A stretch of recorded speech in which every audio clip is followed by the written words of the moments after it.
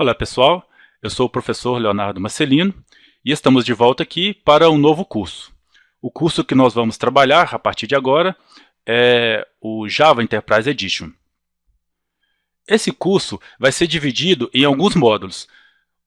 O primeiro módulo, nós vamos trabalhar alguns conceitos a respeito da linguagem Java e conceitos da plataforma Java Enterprise Edition, como suas formas de implementações, sua arquitetura de aplicação, como são os seus componentes, entre outros conceitos.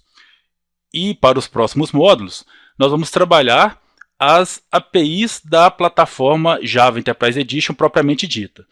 Nos próximos módulos, nós vamos trabalhar com mais detalhes as especificações para servlets, JSP, JSF, para o Enterprise Java Beans, para o JPA, para, por exemplo, o JCA, as APIs de Web Service, que é o JAX-RS e o JAX-WS, entre outras APIs que normalmente são cobradas nas provas de concurso. Para dar um norte nesse nosso curso, nós utilizamos algumas referências. A primeira e principal é da própria Oracle, que são os tutoriais das versões do Java Enterprise Edition. Lá nós temos tutoriais de todas as versões que já foram disponibilizadas até hoje. Aqui nesse curso nós vamos trabalhar com algumas informações da J2EE, que a sua última versão foi a 1.4. Vamos trabalhar com a JEE5, a JEE6 e a JEE7, que é a última versão da plataforma. Então nós vamos trabalhar com esses assuntos, uma vez que nós já tivemos algumas questões relacionadas às versões mais novas e também ainda continuamos a ter questões relacionadas às versões mais antigas. Além desses tutoriais, que seria a nossa referência principal, outros materiais interessantes são as apostilas da Kaelon, que lá nós temos duas gratuitas que aborda os assuntos que nós vamos trabalhar, que é a FJ21, que é Java Web, que vai trabalhar Servlets, JSP, JSF, EJB, e a FJ28, que vai trabalhar também desenvolvimento web baseado em Java, mas mais voltada para Hibernate. Além desse, nós temos as apostilas também gratuitas da K19. Ali nós temos 4 apostilas. A K12, que tem JSF e JPA. A K21, que vai ter JPA com Hibernate. A K22, ela é chamada de desenvolvimento avançado e nela nós vamos ter o JSF, o EJB na versão 3.1 e o CDI. E ainda tem a K23, que vai trabalhar com integração de sistemas com Web Services e a API JMS, além da EJB também. Outros 2 livros que são bem interessantes por causa da sua didática são os livros da série Use a Cabeça. Nós temos o Use a Cabeça Servlets e JSP, que já está traduzido para português, e temos também o de EJB. Problema nessas duas publicações é com relação à versão. Eles são baseados na versão J2EE, então ali a gente quase não vai ver nada de annotation nesses 2 livros. Nós vamos ver muita configuração ainda utilizando os Deployment Descriptors e XML. Então, com relação a essas publicações, com relação a isso, está um pouco defasado, mas os conceitos das especificações estão muito bem explicados nesses 2 livros. Então, eles também é uma fonte interessante para os nossos estudos. Além disso, nós temos esses outros 2 livros ao lado. Um que é do Edson Gonçalves, que é Desenvolvimento de Aplicações Web, e o outro que é de Antônio Gonçalves, que é Beginning Java EE6. O interessante dele, exatamente por estar na versão Java EE6, que vai ter muitas mais informações atualizadas que a maioria das outras publicações. Mas voltando ao ponto principal, a nossa fonte essencial de informações para o curso e de estudos para as questões de concurso seria os próprios tutoriais da Oracle. Iniciando o nosso curso, vamos trabalhar um pouco com os conceitos da linguagem Java. A linguagem Java ela é uma linguagem ou uma família de tecnologias que são utilizadas para o desenvolvimento de aplicações.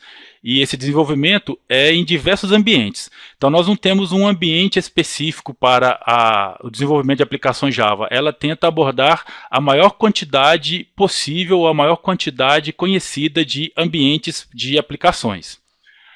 E para isso, para que nós possamos ter essa quantidade variada de ambientes, a linguagem Java vai ser dividida em algumas famílias ou algumas edições, como é chamado.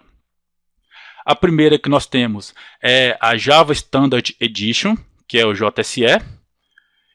Essa aí vai ser utilizada para a construção de aplicações no padrão desktop com interface gráfica, utilizando, por exemplo, Swing e AWT, mas também pode ser utilizada, lembrando aqui, na construção de aplicações simplesmente utilizando linhas de comando. Não tem essa necessidade de ser apenas desenvolvimento com interface gráfica, não.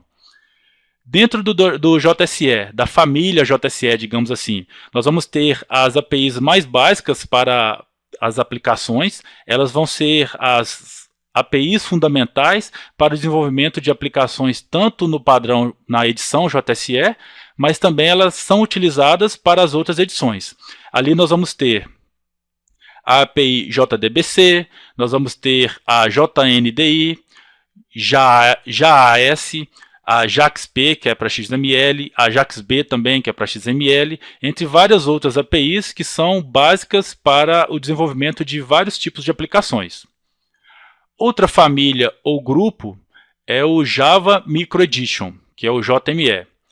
Essa família apresenta uma série de especificações que serão utilizadas para o desenvolvimento de aplicações para dispositivos móveis ou dispositivos embarcados. Então aqui nós vamos ter o desenvolvimento de aplicações para celulares, smartphone, tablets, dispositivos de rede, entre outros dispositivos. A tecnologia JME vai ser baseada em 3 elementos que são chamados de elementos de configuração, elementos de perfil e elementos de pacotes, que são opcionais. E dentro dos elementos de configuração, nós vamos ter 2 configurações ou 2 grupos básicos de configurações. O CLDC, que é o Connected Limited Device Configuration, que vai ser utilizado na criação de aplicações para dispositivos mais simples, e o CDC, que é o Connected Device Configuration, que vai ser utilizado na criação de aplicações para dispositivos mais complexos, como smartphone, set-top box de TV, firewalls, dispositivos de rede, concentradores de rede, entre outros. E temos ainda o assunto do nosso curso, que é o Java Enterprise Edition, JE. Esse nós vamos trabalhar com o desenvolvimento de aplicações corporativas. Um outro grupo que a gente ainda não pode chamar propriamente de família, que lá na Oracle consta também como grupo, mas ele tem um pouco misturado dos outros, é o Java Embedded. O que seria isso? É um grupo de APIs que vai ser utilizado para o desenvolvimento de sistemas embarcados. Aí entra o seguinte, poxa, lá no JME nós já temos sistemas embarcados, mas e aí? Por que então nós temos esse novo grupo que é chamado especificamente de Java Embedded? Porque nesse grupo, além do JME, nós vamos ter várias outras APIs que não são da família JME, mas também são utilizadas ou foram preparadas para a utilização em sistemas embarcados. Então aqui nós vamos ter APIs para a construção de aplicações para dispositivos de redes, terminais de atendimento bancário, equipamentos médicos. Temos também dentro dessa turma os aplicativos para os sistemas móveis e aqueles outros que nós citamos no JME. Nesse grupo, nós vamos ter APIs que fazem parte do Java SE, mas foram remodeladas para sistemas embarcados. Temos as APIs do JME também. Tem o JavaDB, tem JavaCard, JavaTV, entre outros. Passando agora para o assunto do nosso curso, que é o Java Enterprise Edition. Esse é o foco do nosso curso. Os outros foram apenas uma breve apresentação para a gente ter uma noção do que é a família Java. O Java Enterprise Edition, ele é um conjunto de especificações, e dentro desse conjunto nós vamos ter especificações que são utilizadas para o desenvolvimento de aplicações corporativas, que são numa arquitetura distribuída, ou seja, elas são num formato para ser utilizado em rede, tanto internet quanto intranet, e são voltadas ou têm o seu foco para o lado servidor. Então nós temos aplicações corporativas para funcionar numa rede, e os seus componentes ou os principais componentes estão trabalhando no lado servidor. A plataforma JE vai ter como objetivo entregar aos desenvolvedores um conjunto de APIs ou especificações que serão utilizados para a redução tanto do tempo de desenvolvimento quanto da complexidade das aplicações, e além disso vai permitir uma melhoria no desempenho das aplicações. É isso que nós temos como afirmação no tutorial da JE. A questão do desempenho das aplicações, a gente pode um pouco questionar por causa da questão das camadas, que aumenta o overhead, entre outras características que podem reduzir um pouco o desempenho. Mas é isso que o tutorial apresenta, então é isso que nós podemos ter como questão de concurso, que o objetivo é entregar aos desenvolvedores as APIs que vão permitir a redução do tempo de desenvolvimento, a redução da complexidade das aplicações e a melhoria no desempenho das aplicações. Já a partir do JE6, nós ainda temos uma outra informação, que lá consta que o objetivo mais importante da plataforma é simplificar o desenvolvimento de aplicações a partir de uma base comum para componentes Java EE. Essa base comum seria as especificações, que são integradas e interoperáveis, e a ideia aqui principal é o aumento da produtividade. É esse que é o foco principal a partir da versão JE6, ou seja, a JE6 foi toda reestruturada tendo como foco principal a produtividade. Então, baseado nisso, nós temos que no tutorial ele informa que nós temos como melhorias de produtividade a partir da JE5, no caso, porque annotations e pojos nós já temos a partir dessa versão, mas, volto a dizer, a JE6 que foi toda remodelada ou reestruturada para conter ou para prover essa maior produtividade. Então nós vamos ter como melhoria uma maior quantidade de annotations em detrimento de uma menor quantidade de uso de XML dentro dos deployment descriptors. Então o que vai acontecer? Para fazer deploy de componentes, nós não vamos ter tanta configuração dentro de arquivos XML. Essas configurações já vão estar dentro do próprio código do componente, utilizando as annotations. Vamos ter também o uso dos Plain Old Java Objects, os POJOs, e além disso, houve um remodelamento ou uma reestruturação do empacotamento para fazer com que ele seja mais simplificado. Esse primeiro bullet que nós vimos, ele apresenta as melhorias na produtividade a partir do tutorial. Mas nós temos ainda algumas informações no FAQ da Oracle a respeito da plataforma que traz para nós quais são os principais benefícios da plataforma. Então nós temos o primeiro, voltando lá, a produtividade do desenvolvedor. E quando fala em produtividade dentro da plataforma, ele vai estar falando do uso de POJOs mais annotations. E o que vai ser o POJO? POJO ele é um objeto Java plano ou também chamado de objeto regular. Esse objeto ou componente ou a classe que o descreve, ela possui um desenho ou um projeto simplificado. Ela não vai seguir modelos, convenções ou frameworks que são pré-determinados, como por exemplo a criação de servlets que tem a sua convenção ou a sua especificação, ou a criação de Enterprise Java Beans. Então ela não segue esses modelos, ela tem um desenho simplificado. E além disso, esse tipo de classe não estende nenhuma classe ou implementa alguma interface. Então nós temos uma classe ou um componente que tem um desenho simplificado e não segue convenções. A ideia é que ele seja o mais simples possível. Um exemplo de utilização desse conceito POJO são as classes Java Beans. Olha, não são os componentes Enterprise Java Beans, são as classes Java Beans. Os Java Beans têm como característica principal ter um construtor sem argumentos e os seus métodos serem getters e setters que vão permitir acesso aos seus atributos. Apenas isso que caracteriza os componentes Java Beans. E além disso, na produtividade, nós ainda temos as annotations, que, como nós dissemos, ela vai facilitar o deploy de componentes, evitando o excesso de configurações em arquivos XML, que são os Deployment Descriptors. E o que vem a ser os annotations? Lembrando que eles são marcados pelo símbolo de arroba e eles são modificadores que são incluídos no código ou nas classes Java para trazer algumas informações, por exemplo, para compiladores ou para os containers onde os componentes serão implementados. Então, nós podemos afirmar que os annotations são metadados que são inseridos dentro das classes. Continuando com os benefícios, nós temos que a plataforma é muito rica em recursos, então nós temos uma série de APIs que são padronizadas e são construídas de forma que elas possam ser integradas e interoperáveis entre si.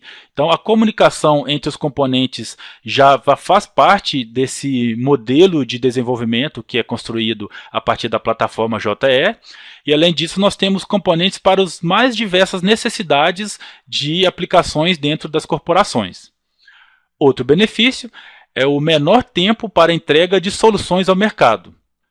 A arquitetura JE ela tem a ideia de separação de preocupações. Então, nela, nós vamos ter separado a preocupação do desenvolvedor com a preocupação da infraestrutura. A infraestrutura vai ficar por conta dos containers, ou seja, dos servidores de aplicação onde os componentes serão implementados. Ali vai ocorrer o gerenciamento dos recursos, o ciclo de vida desses componentes e toda a manutenção da infraestrutura necessária. E para o desenvolvedor, o que resta vai ser a preocupação com a lógica do negócio. Então o desenvolvedor só vai se preocupar com a codificação da lógica, por exemplo, utilizando os Enterprise Java Beans. E os containers, por exemplo, o container JB, vai ser responsável pelo gerenciamento de threads, gerenciamento de transações, comunicação entre os componentes, entre outras atividades. Outro benefício da plataforma é a liberdade de escolha. Dentro desse benefício, nós vamos ter que a ideia do escreva uma vez, rode em qualquer lugar, vai estar funcionando no lado servidor. Isso acontece porque os padrões JE vão ser implementados por vários fornecedores. Então nós temos várias opções de implementações da plataforma para que possamos escolher. E a vantagem dessas várias opções dentro da plataforma é que todas elas devem passar por um teste de compatibilidade, que é o antigamente chamado de CTS, que vai garantir a compatibilidade e a portabilidade entre as implementações. Então, se eu construir uma aplicação numa plataforma de um fornecedor e vai ocorrer alguma mudança dentro da minha organização e esse fornecedor não vai ser mais a implementação nossa, vai ser um outro fornecedor, a migração tem um impacto bem menor, exatamente por causa dessa compatibilidade entre os fornecedores. Porque para que nós possamos dizer que um fornecedor implementa a plataforma, ele deve passar por esse teste de compatibilidade, e como todos os outros passaram, então as suas implementações são compatíveis entre si. Esse teste, que no FAQ ainda consta como o Compatibility Test Suite, o CTS, ele atualmente é chamado de Technology Compatibility Kit, que é o TCK. Outro benefício é o suporte completo ao Web Services. A partir da JE 6, nós vamos ter APIs que podem ser utilizadas para o desenvolvimento e implementação de serviços web. As APIs principais que nós vamos ter é a Java API para Web Services XML, que vai ser utilizada para o desenvolvimento de serviços com os padrões SOAP e WSDL. E temos também a Java API para serviços RESTful, que vão ser utilizadas na criação de serviços utilizando a arquitetura REST. E o último benefício que consta no FAQ é o Web Profile. Esse Web Profile é específico da versão JE6 e versões mais recentes, que no caso é a JE7.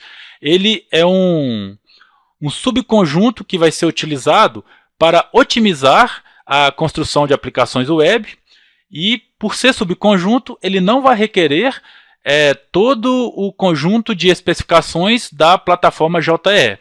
O Web Profile nós vamos ver ainda nesse módulo com mais alguns detalhes mais adiante. Outra informação que nós temos sobre os benefícios nesse FAQ é que a soma de 3 deles, o menor tempo de entrega, a liberdade de escolha e a conectividade simplificada, que é traduzida a partir do suporte completo de web services, vai permitir com que as organizações tenham uma redução do seu custo total de propriedade. Então ali nós vamos ter que uma aplicação que é entregue num menor tempo. Nós vamos abrir a possibilidade de que a organização possa responder mais rapidamente às mudanças do mercado. A liberdade de escolha nos permite, inclusive, utilizar implementações que são open source, diminuindo assim o custo de aquisição de servidores de aplicação. E a conectividade simplificada, além de permitir toda a interoperabilidade entre as aplicações, ainda nos permite uma sobrevida para as aplicações legadas da organização. Bom, pessoal, vamos encerrar essa primeira aula por aqui, para que o assunto não fique muito extenso, e na próxima aula nós continuamos. Até lá!